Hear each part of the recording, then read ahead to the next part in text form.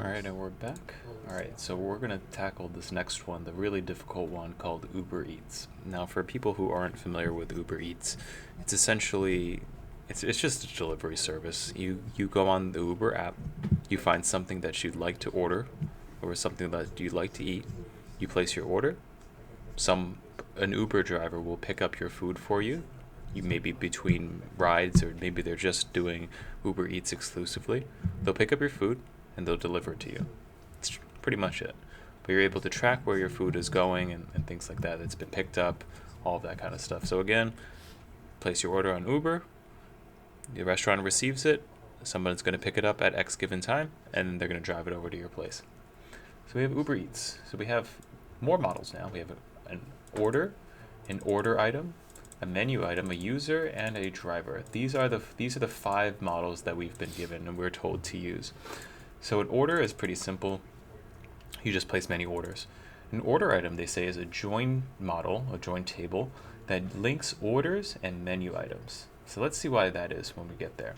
A user is just going to be a customer, and a driver is just going to be an employee of Uber Eats. So with this, we know each individual model is singular, but the table names are going to be plural.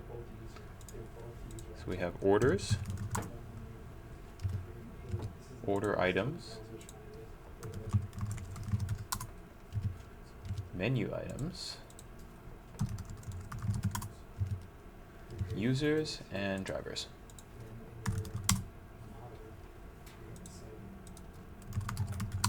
Again, we're not, obviously an order has like a time that it was placed and the total and everything like that, but right now we're just worried about the associations. We're not worried about what actually lives on here. So let's take a look at the association methods that they want us to know. In order, blank order items. When I say blank, you have to fill that in with has many or belongs to. An order belongs to order item, or an order has many order items.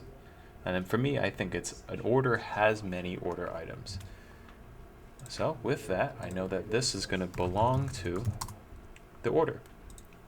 So I create my foreign key and I connect it like that. Next, an order has many menu items. Now, one thing I want to point out is that if I shouldn't be able to go directly from orders to menu items, because think about an order. An order, let's say you go to McDonald's. When you place an order, it includes many menu items. That's true. I can order a Big Mac, fries, and Coke. Those are 3 different items on the menu. On the other hand, though, that Big Mac, fries, and Coke, if I associate it with just one particular order, that is, if I add something called order ID, and I connect it directly here, it's legitimate. It is a way to do it. But what happens when the next person comes up and orders a Big Mac, fries, and Coke? I think that's just the number 1 on the menu. How many do you think they sell per day? Probably, I don't know, any given McDonald's 200 to 300 of those per day. So when you at that point, let's say this is just Big Mac, and I associate it with order number 1 of the day. The next person comes in and they want to order a Big Mac. Hey, Big Mac exists, but it's associated with this particular order already. I can't override it. So they have to create another entry for another Big Mac that goes to order number 2. Let's say another 5 orders comes in, everyone's ordering something different. You got a quarter pounder, you got a filet of fish, and then the 10th person comes in. The 10th person comes in and says, I also want a Big Mac. Well, I have an ID of number 1 that belongs to order number 1. That's a Big Mac. ID number 2 that belongs to order number 3, 5, I don't know, it doesn't matter. That also is a Big Mac. At this point, I need to create another Big Mac and associate it with order number 10. And that's just like not very reusable. You can kind of see like we're creating excess entries into our database. So I don't want to do this. I don't want to have it right here. So I'm going to remove the foreign key. I'm going to remove this field altogether. When an order can have when one table can have many of the other, and the other table can have many of the original, that's called a many-to-many relationship. So an order has many menu items. Makes sense? I can order many things on an order. I can order many menu items on one order. A menu item also has many orders. A lot of people can order the Big Mac. So in this case, I have a many-to-many relationships, which means I need a join table in the middle. So I'm going to add in one called menu item. menu item ID and connect it here. So an order has many order items. That order also has many menu items through order items. A menu item has many order items, and a menu item also has many orders through order items. And the benefit of doing it this way, and rather than adding 50 things for 50 times like a Big Mac, one, you're cutting down on duplicated data. So if I had the original with the order ID here, I cut down on the number of times I have to enter the thing Big Mac. Because this menu item most likely has, like if I was talking about the Big Mac, it's like kind of like ingredients, allergy restrictions, cost in Hawaii and Alaska. Like there's so many extra things that go here. But if I were to just create a table with 2 numbers on it, it takes up far less space than creating a whole bunch of menu items. So I'm going to remove this. So let's go back. An order has many order items. An order has many menu items through order items. Order dot driver. Order has many drivers, or order belongs to a driver. I'm going with order belongs to a driver. So this one I'm going to add something just called driver ID. I'm going to connect it here. Why aren't you coming? Okay, there you go. An order also has a customer, which returns a user. So this one I know that is also going to have a user ID.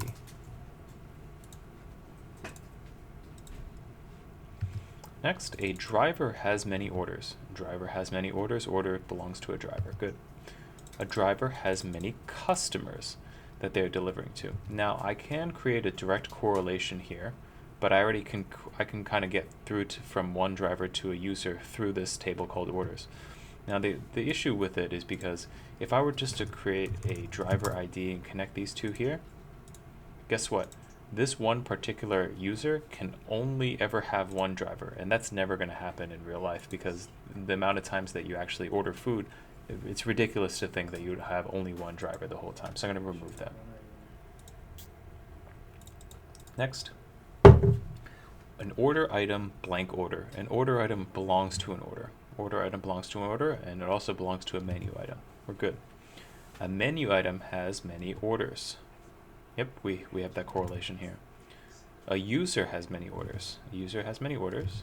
A user has many order items. We can get from here to there with this orders table, and we can get from here to there menu items through order items. So I think this is the schema that we're going to get started with. So step 1, create that schema. Step 2, we're going to go inside of our UberEats, jump inside of our DB. There should be a migrate file for us. If there's not, that's okay. You can just create it yourself. This ugly string up here, let's just take a look at the file name. The way this is broken up is year, month, date, hour, minute, second. So this was written in 2017, January 20th at 10:20 p.m. with 20 seconds on the clock. And the name of the file is called create models. It is entirely possible that you'll have 2 things that will execute at the exact same time, but very, very unlikely. So this is how to read the big ugly string. Now we have 5 tables, so I'm just going to create a few things really fast. Create table, I think it was orders, do T.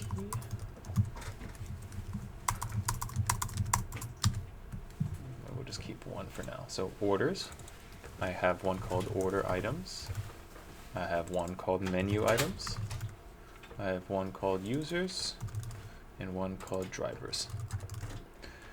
Now in order, again, this is just the database. So what columns go inside the database? An order belongs to a driver and it belongs to a user. Fairly simple. T dot belongs to user and T dot belongs to driver. An order item belongs to a order and a menu. T dot belongs to order and T dot belongs to menu item. Menu items drivers and users do not have anything in there. So I think we're good to go. It's just as simple. Again, the majority of your time is going to be spent over here, trying to figure out the database. This one's just a direct translation of what we've gotten. So I'm going to just run bundle exec rake db drop app-env equals test.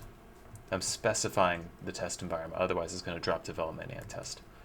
So drop create migrate.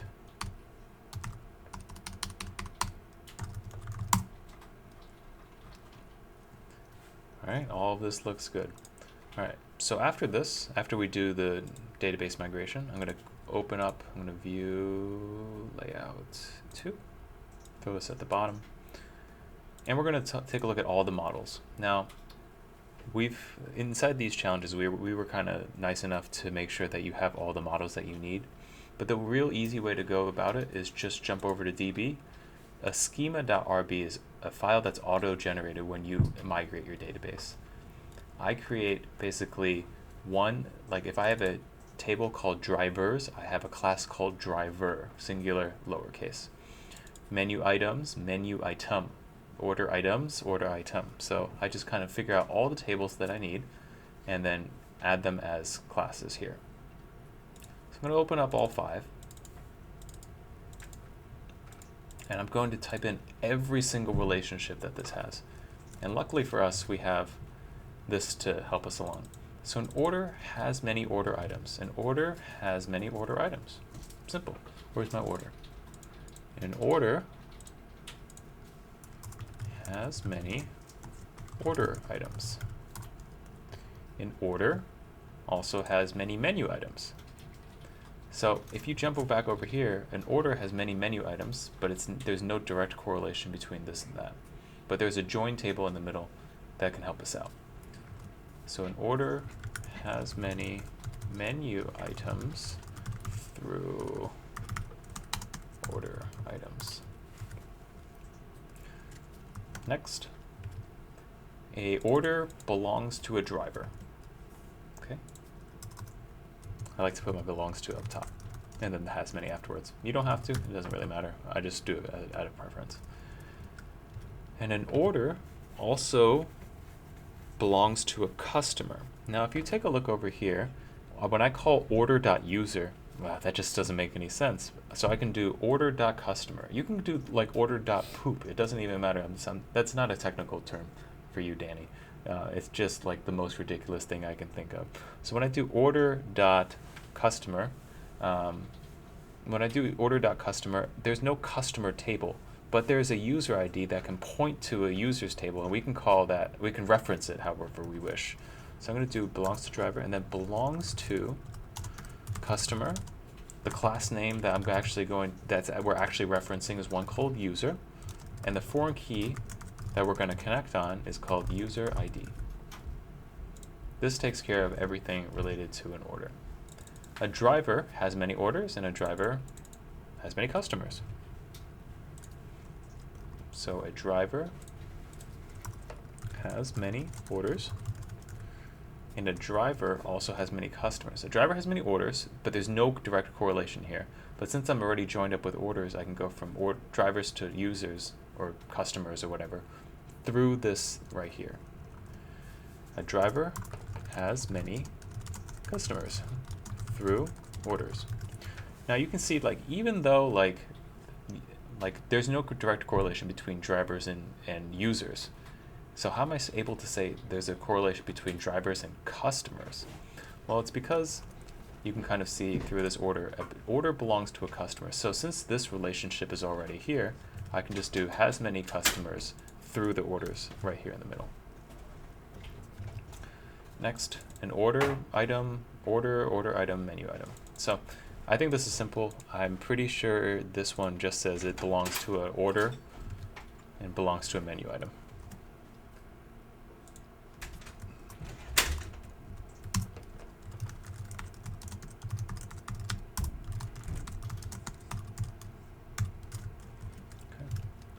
Next, we'd have a menu item has many orders.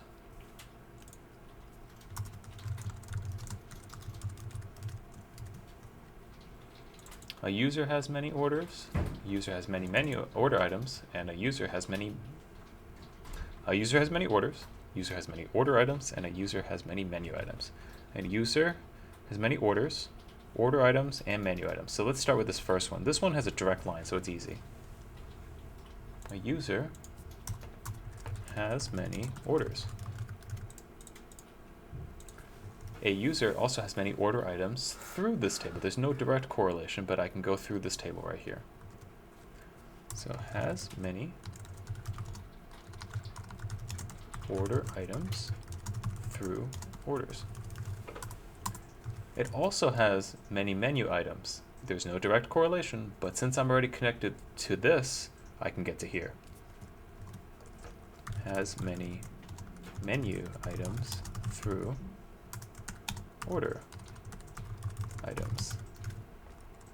And I think that's it. Let's run the specs. We'll find out. Bundle exec RSpec. Please do not fail. Okay, we almost got it. Let's see. Expect burrito.order items to match array burrito order item. Let's see. Did I mess anything up? Has many items, orders, okay. An order item belongs to a menu.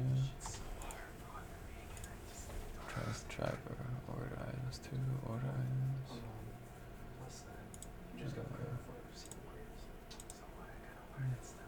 Menu item has many order items. Whoops. It has a menu item has many. A menu item has many orders, but I forgot. A menu item has many order items. Has many order items. It has many orders through order items. I forgot to add that association. And let's just run it. Hopefully we have no failures. There we go. 9 examples, 0 failures. So again, just to kind of recap, 1, when you're figuring out your database, this is the most important thing that you can do. Like, yes, you can do all this fancy CRUD stuff later down the road. CRUD stands for create, read, update, and destroy. You're gonna be able to do fancy things with React and, you know, state management and all that kind of stuff. None of that matters if your schema sucks. So spend the extra time right at the beginning. How am I going to design my schema? How am I going to do what's called data modeling? How am I going to model my data? How am I going to create my database? Draw it out, figure it out. What has many of what? What belongs to what? Do I need to really join menu items and users together? A user has many menu items? That doesn't make any sense. But I can, like, there's no need for a direct correlation, but in case I need it, I know I can get through it through this giant chain. After I do this, I'm going to create my migration. The migration is just a thing to create the database to match what this looks like. And then finally at the end, I do all of the associations inside of my actual model.